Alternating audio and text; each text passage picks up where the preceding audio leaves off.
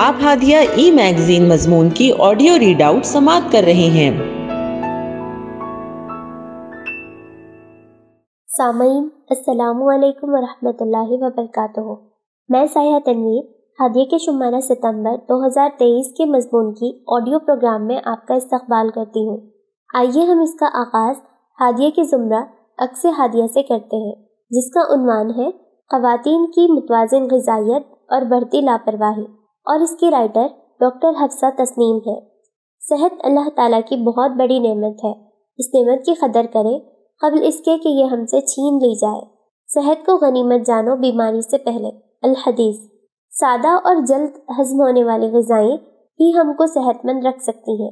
زمانے قدیم سے یہ انسانی تجربہ رہا ہے کہ آدمی جس قدر سادہ غذا کھائے گا اتنا ہی زیادہ صحت مند رہے گا۔ جتنا زیادہ فطرت کے مطابق غذا اور طرز زندگی کو اپنائے گا اتنا ہی صحت مند رہے گا۔ سادہ اور متوازن غذا کا استعمال اور زیادہ سے زیادہ جسمانی سرگرمیاں، ورزش، نیند اور وزن پر کنٹرول۔ سننے میں یہ چیزیں بہت معمولی لگتی ہیں، لیکن یہ صحت مند زندگی کے لیے بہت ہی اہم اور بے حد قیمتی اصول ہیں۔ کم سے کم سوڈیم ڈائٹ کا استعمال، زیادہ پوٹاشیم کا استعمال، جسمانی سرگرمیوں کی زیادتی اور وزن پر کنٹرول، یہ ایسے اصول ہیں جو ہم کو high blood pressure, high cholesterol, sugar, جگر کی چربی، PCOD اور دل کی بیماریاں اور دیگر تمام بیماریوں سے محفوظ رکھتے ہیں۔ سوڈیم کی مقدار کو اپنی غذا میں کم کریں، یعنی کہ نمک میں سوڈیم زیادہ مقدار میں ہوتا ہے۔ اس کا زیادہ استعمال جسم میں پانی کی مقدار کو بڑھاتا ہے، جس سے ہمارا بلڈ پریشر بڑھتا ہے، جس کی وجہ سے فالج اور گردے کے امراض اور دل کے امراض پیدا ہوتے ہیں۔ آیوڈین والا نمک تو ہمارے جسم کے لیے زہر کا کام کرتا ہے۔ ہمیں چاہیے کہ اگر ممکن ہو تو ہماری غذا سے نمک ترک ہی کر دیں، بنا نمک کا ہی کھانا کھائیں، اور اگر ممکن نہ ہو تو پتھر والا نمک یا ہمالیہ نمک، پنک سالٹ یا راک سالٹ استعمال کریں۔ نہ صرف ہائی بلڈ پریشر والوں کے لیے بلکہ آیوڈین والا نمک تمام ہی انسانوں کے لیے بہت زیادہ نقصان دہ ہے۔ اس کا استعمال ترک کریں اور اس کا متبادل پتھر والا نمک اپنی غذا میں استعمال کریں۔ اس طرح بلڈ پریشر اور اس سے ہونے والی پیچیدگیوں سے ہم سب ہی بچ سکتے ہیں۔ ابن قیم فرماتے ہیں کہ جو شخص سمندری نمک کھاتا ہے وہ اپنے اندر انگنت بیماریوں کو بھر رہا ہے۔ سمندری نمک سے جوڑوں کا درد، ہڈیاں کمزور ہونا، بال گرنا، بلڈ پریشر کا بڑھنا، دل کی بیماریاں اور بے شمار بیماریاں پیدا ہوتی ہیں۔ سمندری نمک میں ایک بھی منرل نہیں ہے، جبکہ پتھر کا نمک، پنک سالٹ میں 84 منرلز ہیں۔ پریزرویٹو کھانے بھی اپنے غذا سے نکال دیں، اس میں سوڈیم بینزوئیٹ ہوتا ہے، یہ بھی صحت کے لیے نقصان دہ ہوتا ہے۔ ہر طرح کے سوڈیم کو اپنی غذا میں کم سے کم کر لیں۔ پوٹاشیم ہمارے جسم کے لیے بہت ہی اہم الیکٹرولائٹ ہے۔ یہ ہمارے مسلز کو طاقت دیتا ہے اور ہمارے جسم میں انرجی یعنی توانائی پیدا کرتا ہے۔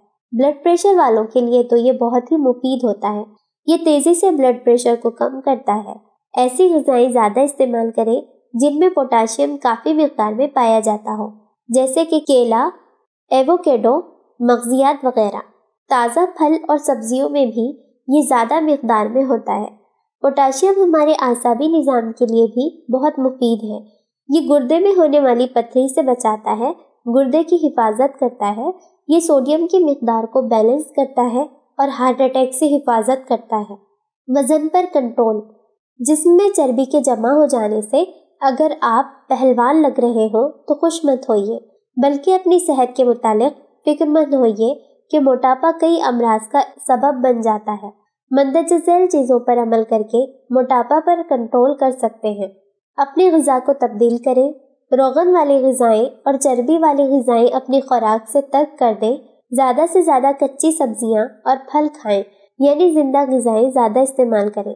سوچ سمجھ کر منظم طریقے سے اپنی ڈائٹ کو بیلنس رکھیں کہ دن بھر میں کتنی کیلوریز لینی ہے اور ایکسرسائز یا ورزش کر کے کتنی کیلوریز جلانی ہے۔ اپنی نیند پر خاص توجہ دیں، نیند کی کمی بھی موٹاپے کا باعث بنتی ہے۔ متوازن غذا، ورزش اور دیگر جسمانی سرگرمیاں، اچھی نیند، زیادہ سے زیادہ پانی کا استعمال، تیل اور روغنی چیزوں سے پرہیز، اپنی ڈائٹ سے نمک اور شکر کا پرہیز، ان چیزوں پر عمل کر کے آپ بہت جلد موٹاپے پر قابو پا سکتے ہیں۔ ورزش جسم کے لیے تمام دواؤں سے بہتر اور حیرت انگیز نسخہ ہے۔ یہ نہ صرف جسم کو صحت مند اور چست رکھتا ہے بلکہ ہمارے دماغ کو بھی چست، صحت مند اور تیز کرتا ہے۔ ورزش اعصاب کو، پٹھوں اور جوڑوں کو مضبوط بناتا ہے اور کئی بیماریوں جیسے sugar, B P, heart attack اور کینسر جیسی بڑی بڑی بیماریوں سے محفوظ رکھتا ہے۔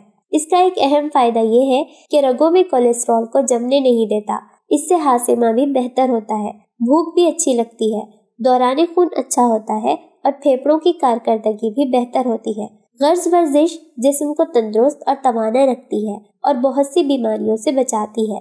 ورزش میں کم سے کم روزانہ 30 سے 40 منٹ کی چہل قدمی کی جائے تو یہ بھی صحت کے لیے بہت مفید ثابت ہوگی۔ اچانک 30 منٹ چلنا شروع نہ کریں، کچھ ہی دن میں آپ تھک کر چھوڑ دیں گے۔ چہل قدمی کی شروعات 5 منٹ سے کریں، ہر دن 5-5 منٹ کا اضافہ کرتے ہوئے اس کو 30 تا 40 منٹ تک کریں۔ چلنے سے جسمانی اور دماغی دونوں طرح کی ورزش ہوگی۔ دماغ کی طرف دوران خون تیز ہوگا جس سے دماغ تیز ہوگا۔ صحت مند جسم کے لیے پیدل چلنا بہترین قسم کی ورزش ہے، لہٰذا پیدل چلیں اور صحت مند رہیں۔ آج کل اسمارٹ فون اور اسمارٹ واچز میں کئی ایپس کے اندر ہیلتھ مانیٹر موجود ہے جس کی مدد سے آپ ڈائٹ کنٹرول، پانی پینے کی یاد دہانی، روزانہ چہل قدمی کتنی ہوئی، کتنی کیلوریز آپ نے گھٹائیں، ان سب چیزوں کو مانیٹر کر کے اپنی صحت کی حفاظت کر سکتے ہیں۔ غرض بہت ہی سادہ سے اصول ہیں جنہیں اپنا کر ہم اپنی صحت مند زندگی گزار سکتے ہیں۔ غذا کی مقدار کوانٹٹی پر نہ جائیں بلکہ کوالٹی پر جائیں۔ کوالٹی والی اچھی غذا کھائیں۔ کھانا پیٹ بھر کر کبھی نہ کھائیں بلکہ پیٹ کا ایک حصہ ہمیشہ خالی رکھیں۔ کھانا کھانے کے دوران یا فوراً بعد پانی کا استعمال نہ کریں، یعنی 1 گھنٹے بعد پانی پئیں۔ بھرپور اور اچھی نیند لیں۔ پانی کا زیادہ سے زیادہ استعمال کریں۔ صبح کے اور دوپہر کے کھانے میں پروٹین زیادہ استعمال کریں اور رات کے کھانے میں پروٹین نہ لیں بلکہ کاربوہائیڈریٹ زیادہ لیں، کیونکہ دن بھر میں جسم کو محنت اور کام کرنے کے لیے پروٹین کی ضرورت ہوتی ہے۔ پروٹین ذہنی کارکردگی کو تیز کرتا ہے، اس لیے ناشتہ اور لنچ میں پروٹین زیادہ لیں اور شام کے وقت کاربوہائیڈریٹ اس لیے زیادہ لیں کہ اس سے جسم نیند کے لیے تیار ہوتا ہے۔ یاد رکھیں کہ یہ اصول عام لوگوں کے لیے ہے۔ شوگر کے مریض اپنے ڈاکٹر سے مشورہ کر کے ڈائٹ لیں۔ خواتین اپنی صحت پر دھیان نہیں دیتی، انہیں چاہیے کہ وہ بھی اپنے آپ کو وقت دیں، اپنے جسم کی آواز سنیں۔ جب آرام کی ضرورت محسوس ہو آرام کریں۔ ہر ایک کو چاہیے کہ وہ اپنی صحت کی فکر خود کرے۔ جسم میں کچھ تبدیلی محسوس ہو رہی ہو تو ہر 6 ماہ میں 1 مرتبہ ڈاکٹر سے رجوع کریں اور مناسب انویسٹیگیشن کروائیں۔ صرف موٹے لوگوں کو ہی کولیسٹرول زیادہ ہو سکتا ہے، یہ غلط فہمی ہے۔ کولیسٹرول کسی کا بھی زیادہ ہو سکتا ہے، اس کا بھی چیک اپ کرواتے رہیں۔ ہماری غلط فہمی ہے کہ کوئی بھی بیماری ہم صرف دواؤں سے ٹھیک کر سکتے ہیں، یہ بات بالکل غلط ہے۔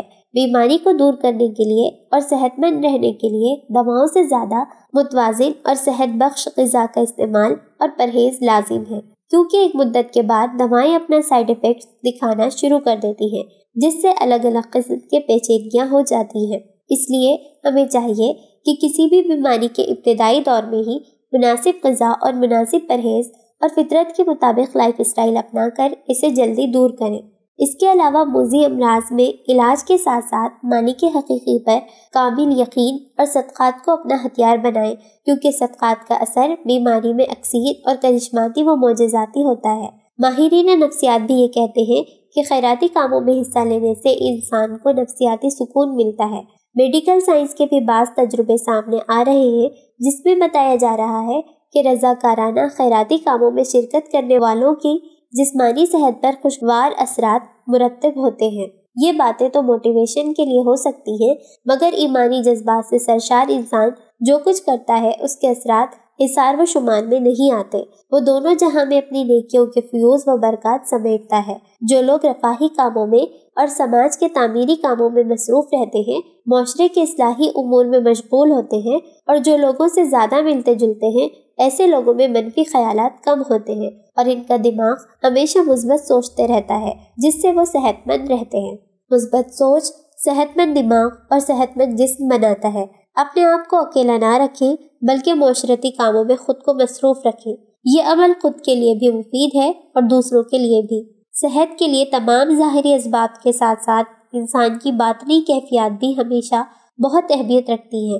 ہم کیا کھاتے پیتے ہیں، ہمارا لائف سٹائل، ہمارے سونے جاگنے کا انداز، محنت اور آرام پر ہمارا عمل کیسا ہے، ان سب عوامل کے ساتھ اس کی بھی بہت اہمیت ہے کہ ہماری سوچ و فکر کیسی ہے، ملنے جلنے کا انداز کیسا ہے، ہمارا مزاج کتنی خوش خوئی کا ہے، اور حسد، کینہ، بغض سے ہم کتنی احتیاط کرتے ہیں، منفی سوچ سے کتنا پرہیز اور مثبت سوچ سے کتنی رغبت ہے، لوگوں کو معاف کرنے میں کیا معاملہ ہے۔ غرض جسم کی صحت کے ساتھ روح کی صحت بھی بہت ضروری ہے۔ روح جتنی پاکیزہ اور صحت مند رہے گی، جسم بھی اتنا ہی صحت مند رہے گا۔ ہمیں چاہیے کہ اپنی جسمانی غذا کے ساتھ ساتھ روحانی غذا کا بھی خاص اہتمام کریں اور جسمانی و روحانی طور پر صحت مند رہیں۔ ہادیہ مضمون کی آڈیو سماعت کرنے کے لیے شکریہ۔ امید ہے کہ آپ کو پسند آیا ہوگا۔ ہمیں آپ کے مشورے کا انتظار رہے گا۔ اپنا مشورہ، تبصرہ اور مضامین editor@hadia.in پر ارسال کریں اور ہادیہ ای میگزین کے مضامین کو پڑھنے کے لیے ویب سائٹ www.hadia.in سبسکرائب کریں۔ انشاءاللہ ہم اگلے ہادیہ ای میگزین کے شمارے سے دلچسپ مضامین کی آڈیو لے کر حاضر ہوں گے۔ تب تک کے لیے اجازت۔ اللہ حافظ۔